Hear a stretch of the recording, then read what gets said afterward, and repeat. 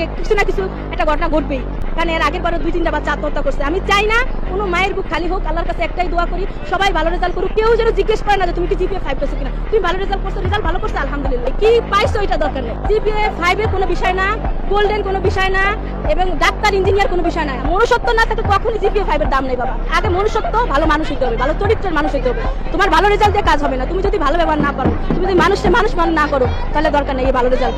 তোমার সর্বপ্রথম ভালো মানুষ হইতে হবে। তাহলে সবাই যখন জিজ্ঞেস করবে আপনার মেয়েকে জিপিএ 5 পাইছে, যদি সে কিন্তু 4 পাইছে তাও মূল্যায়ন নেই, জিপিএ 5 পাওয়াই লাগবে।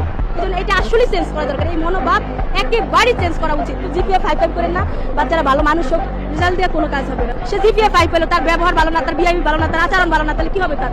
সে মানুষকে দেখলে সম্মান করে না, সালাম দেয় না, সে সেই হোক রিস্কালা হোক, সে কাজের মানুষ, দুইটাই সালাম আলাইকুম। তখন সে কোন স্কুলের বাচ্চা, কোন ফ্যামিলির বাচ্চা, এটাই তো তার প্রমাণ।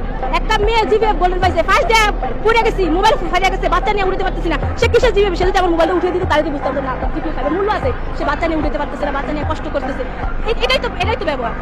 তো এই জন্য সর্বপ্রথম তার ভালো হয়েছে তার ব্যবহার, তার আচরণ, তার চরিত্র।